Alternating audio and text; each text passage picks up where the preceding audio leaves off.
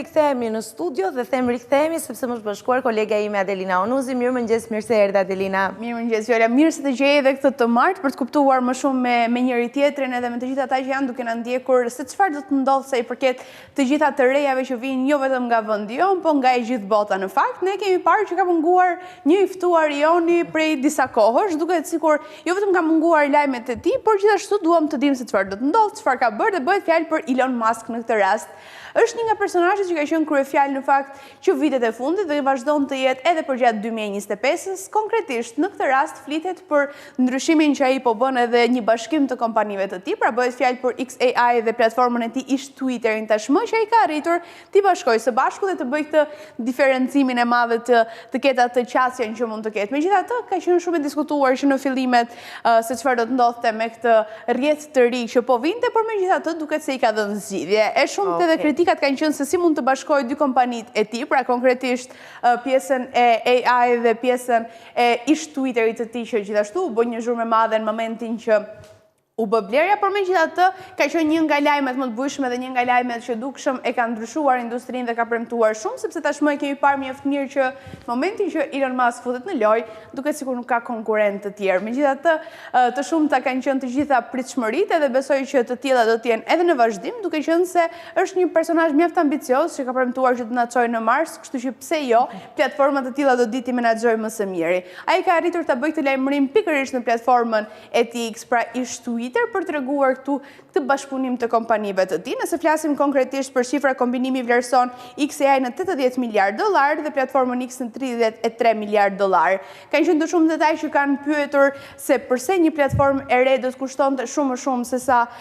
kjo platformë fillestare që mund kishte ardhur në treg. Ka qenë shumë e qartë fakti që ka mundësi të ketë AI edhe në këtë rast, dhe ndryshe nga ish Twitteri që themi edhe e përmendim me nostalgji tashmë, por megjithatë siç po e thonim edhe siç po përmbyllnim të gjithë bisedën sa i përket kësaj çështje, pritshmëritë janë të mëdha për një mirë funksionim të tyre, se si do vazhdojë dhe si do tjetërsohet e gjithë dhe revolucionarizohet në fakt industria e platformave të rrjeteve sociale. Duhet të presim sepse nuk e di mende, por jam e sigurt që do të jetë me hapa shumë të shpejtë edhe të ndryshueshëm dita ditës, që më pas e sigurt që do bëhet shembull edhe për të gjithë platformat e tjera sociale. Jam e bindur për këtë edhe mund të vendos bast për Musk. Dhe patjetër se Musk gjithmonë na surprizon dhe bindshëm është një biznesmen i zgjuar që di të veprojë në mënyrën e duhur, duke ju përshtatur të rejave dhe duke ju përshtatur njëkohësisht nevojave. Po nuk e di pse mendoj që Musk nuk po përjeton periudhën më të mirë të mundshme. Të paktën në këto momente, pam një rënje të Teslas, pam pastaj një mbështetje nga Donald Trump, dhe duket sikur tashmë po përpiqet të ndërmarrë hapa të tjerë për të rimëkëmbur edhe një herë pasurinë e tij, jo se mbeti pa gjë, po do patjetër që të ketë statusin si njeriu më i pasur i botës, dhe lufta në këtë rast bëhet për atë renditje në listat e njerëzve më të pasur në mbar globin. Po ndërkohë teksa Musk mund të merret shembull për disa gjëra, ka edhe personazhe të tjerë të botës së biznesit që mund të merren shembull për gjëra të tjera. Për shembull, kur përmend Musk, më vjen në mendje ai momenti që një prej njerëzve më të besuar të kompanisë në Twitter, mos gaboj bëj fjalë, pra sapo ai mori drejtimin e Twitter, e pushoi sepse e gjeti po flinte pak gjumë. Çfarë po bënte? Po flinte pak gjumë në zyrë. Krejtësisht normale kur thej që kur mendoj për Musk dhe më vjen në mend një personazh, mendova se ishte Trump, por në këtë rast nuk ndodh njësoj. Megjithatë ne kemi parë pas here që Musk ka qenë i pamëshirshëm sa i përket pushimeve nga puna. Kemi parë që edhe ata që kanë shfaqur një qasje në një rrjete sociale ndryshe nga mendimet që ai ka pushuar nga puna, pavarësisht të gjithë kontributit që mund të kenë, dhe kjo patjetër që është gjykuar nga shumë të tjerë që nuk mund të marrësh parasysh mendimet që çdo punonjës mund të ketë. Ti e ke për disa orë si pjesë të stafit të mund të marrësh potencialin profesional më të mirin prej tyre, por më pas aty përfundon i gjithë rrugtimi yt dhe duhet ta lësh me aq. Por megjithatë, Elon Musk është Elon Musk dhe do të bëjë siç ai është mësuar tashmë, edhe si një njerëz që e kemi parë dhe kemi studiuar her pas here, kemi bërë biseda për të. Kështu që le të kalojmë në diskutime të tjera, sepse jam e sigurt që nëse flasim për Elon Musk, do të jetë një ditë shumë e gjatë. Do të jetë një ditë shumë e gjatë, por unë nuk e përmenda pa shkas Elon Musk, sepse në fakt përmenda rastin e pushimit nga puna të një prej punonjësve më të besuara të Twitterit ose platformës X, siç e njohim tashmë, Dhe ndërkohë ka njerëz të tjerë të cilët jo vetëm nuk i pushojnë nga puna, po japin edhe kohë të pushojnë më tepër dhe të marrin veten, sepse mund të jenë të pakënaqur. Bëhet fjalë këtë rast për manjatin kinez të shitjeve me pakic Yu Donglai, i cili ka prezantuar një politikë novatore që quhet leje e pakënaqësisë nga puna.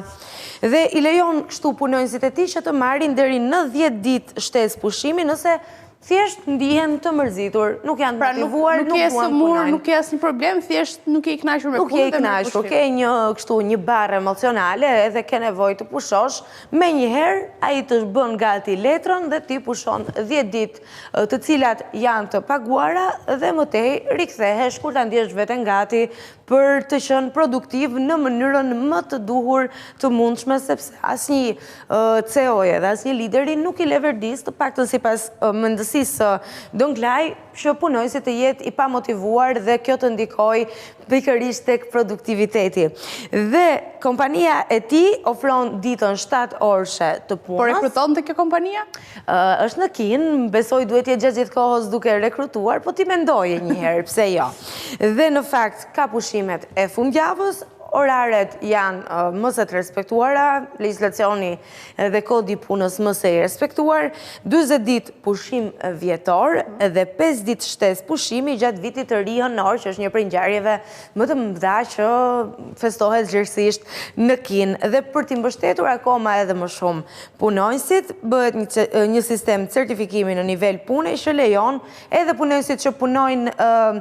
gjatë këtyre ditëve kur dikush mund ketë marrë pushim, pra ata që njihen si pozicione roje, deri në $70,000 në vit. Është një lëvizje e gudimshme që patjetër i jep përparësi shëndetit mendor dhe vendos një standard të ri në vendin e punës. Ndoshta kompani të tjera duhet të ndjekin një shembull të tillë, është një nga politikat më të mirëpritura nga punonjësit, të paktën ndërmarrë gjatë këtyre viteve apo edhe muajve të fundit, teksa gjithmonë më shumë po mendohet për mënyra efikase se si të nxisin fuqinë punëtore, po nga ana tjetër të nxisin edhe jetën sociale, sepse ky ka qenë një prej diskutimeve më të mëdha që bëhet her pas here.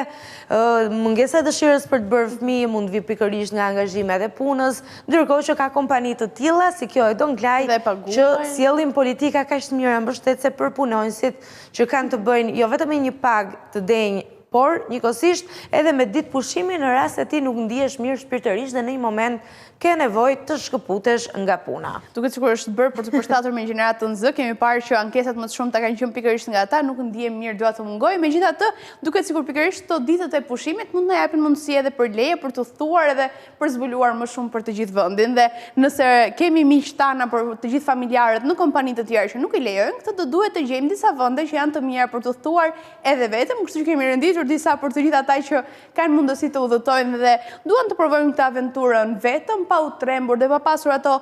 pritshmëritë e pazakonta që mund të themi, por të jenë të bindur të kenë kështu agjendat e tyre dhe të gjejnë konkretisht vendet e duhura për të thuar vetëm, sepse garantojnë siguri, garantojnë aventurë dhe në të njëjtën kohë ajo që më bëri përshtypje është se garantojnë një mikpritje të jashtëzakonshme nga të gjithë vendasit për të mos i bërë ata të ndihen keq. Për të filluar kështu me Islandën. Islanda qëndron në krye të radhës për të mikpritur të gjithë ata që duan të udhëtojnë vetëm edhe të bëjnë këtë eksperiencë sa më interesante. Edhe në këtë rast ata kanë mundësi, sepse është një zgjidhje e shkëlqyer sa i përket udhëtimit solo për shkak të sigurisë që po e thonim. Një nga frikrat më të mëdha kur udhëtojnë vetëm është pikërisht se sa të sigurt do të jenë, sa të mikpritur do të jenë duam të eksplorojmë vende të reja, po jo, sa të rrezikojmë.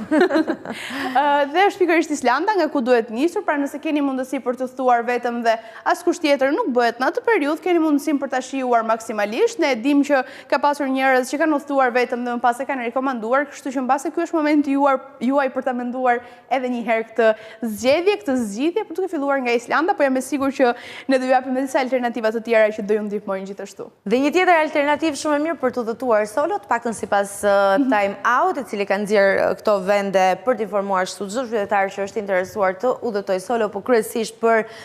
vajzat do të ishte një nga opsionet më të mira të zgjidhni këto vende, bëhet fjalë për Andaluzia, Spanjë, që mua më kujton Quasimodon dhe Esmeraldën në këtë rast. Megjithatë, për ata që duan një udhëtim të qetë dhe që të jetë i mbushur plot me kulturë, jugu i Spanjës do të ishte vendi ideal. Sevilla të pret me shfaqje tepër të rëndësishme kulturore dhe njëkohësisht me një sër ushqimesh dhe një gastronomi shumë të pasur, por nga ana tjetër ka edhe një siguri të niveleve të larta, të paktën sipas time out. Dhe në këtë rast mund të jetë një prej vendeve që mund të zgjidhni duke i besuar gjithmonë kësaj reviste prestigjioze të udhëtimeve. Ndërkohë kalojmë më tej edhe me Lisbonën në Portugali,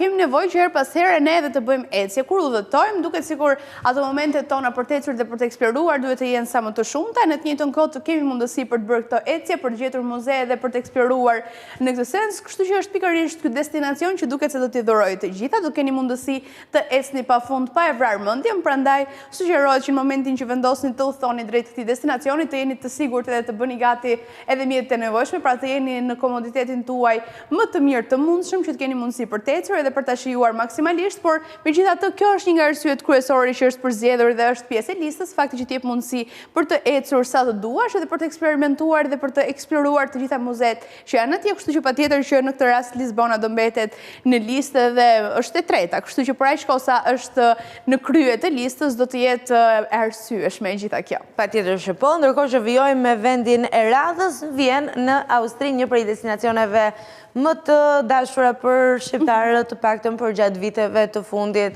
sepse është perfekt për të bërë foto, për të shijuar një kafe, njëtë si një prej vendeve më ideale të kafeneve në botë dhe njëkohësisht një prej vendeve më ideale për të udhëtuar solo. Ka shumë pamje të jashtëzakonshme të cilat mund të shoqërojnë udhëtimin tuaj dhe t'ju lënë pas në rrugën e kthimit me një sër eksperiencash të jashtëzakonshme. Ndërkohë për të kaluar më tej do të kemi split në Kroaci dhe këtu janë dy arsye pse duhet të udhëtuar vetëm në këtë destinacion. Së pari se është një vend ekonomik dhe mendohet që kur udhëton vetëm do kesh shpenzime më të shumta sepse nuk do t'i ndash me një person tjetër, dhe së dyti se është vendi ideal për të shoqëruar me njerëz të tjerë. Pra nëse është një periudhë jotja ku nuk do të jesh me njerëz që je mësuar të shohësh gjatë ditës, apo do të bësh një shkëputje dhe një shpërlarje, si thuar, siç e kemi konsideruar her pas here, dhe do të kesh njohje të reja, do të kesh njerëz që të tregojnë kulturën e vendit, është pikërisht vendi i duhur. Paktën edhe ata që kanë udhëtuar dhe kanë eksperimentuar këtë vend, sugjerojmë pikërisht një vend që është social dhe të jep mundësi të njohësh njerëz të rinj dhe në të njëjtën kohë një vend ekonomik që nuk do shpenzosh shumë, por në të njëjtën kohë do të shijosh maksimalisht të gjitha ato pamjet e bukura që mund t'i dhurojë. Dhe si mund mungonte në këtë listë Kopenhaga në Danimark, një prej vendeve më të lumtura në botë, paktën sipas sondazheve serioze që janë kryer deri më tani. Është një nga qytetet më të mira për t'u eksploruar vetëm, fal rrugëve tepër të bukura dhe transportit publik tepër efikas, ka një sër galerish të artit të cilat mund të vizitohen dhe një prej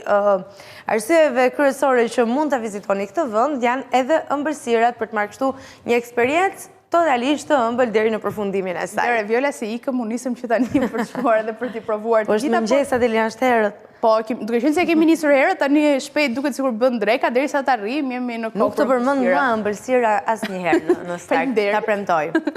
Se i bëj dëm edhe vetes. Dhe besoj edhe ata që janë duke na ndjekur kështu se është mëngjes mendon për ëmbëlsira. Megjithatë do kalojmë tek destinacioni tjetër në Porto në Portugali. Duket si një vend që jemi mësuar ta kemi me ato pamjet e mrekullueshme, pavarësisht territorit dhe relievit që ka, është konsideruar si një nga vendet më të mira për të udhëtuar vetëm për shkak se të jep mundësinë për të takuar shumë udhëtar të tjerë, të takosh vendas që tregojnë se ku bëhet kafja më e mirë, ku është restoranti ku mund të shkosh ti edhe të bësh të ushqehesh me ato ushqime tradicionale që patjetër do t'japin kulturën e vendit, por në të njëjtën kohë edhe me udhëtar të tjerë, pra janë të shumtë ata që zgjedhin për të udhëtuar edhe për ta parë pikërisht destinacion për arsyet që përmendëm pak më lart, kështu që nëse keni nevojë për të udhëtuar drejt një vendi që ju jep të gjithë eksperiencën e plot, pamjet madhështore dhe keni mundësi të takoni vendas që ju japin këshillat e duhura dhe në të njëjtën kohë edhe udhëtarët e tjerë, është pikërisht Porto vendi i duhur për të udhëtuar. Dhe shkojmë tek vendi i radhës, do ndalemi tani në Edimburg në Mbretërinë e Bashkuar. Qyteti skocez është mikpritës dhe kulturor dhe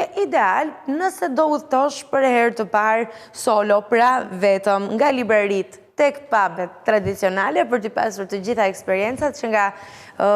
eksperienca kulturore deri te argëtimi, ka natyrë të mrekullueshme, ka festivale të rëndësishme për cilat patjetër duhet të informoheni paraprakisht në mënyrë që të arrini në kohën e duhur dhe për të kursyer disa para mund edhe njëkohësisht të rezervoni biletat edhe shëndrimin tuaj shumë kohë më përpara, por në listën e vendeve më të sigurta renditet I-8 të paktën deri më tani, ndoshta mund ketë ndryshime. Nuk ka pasur incidente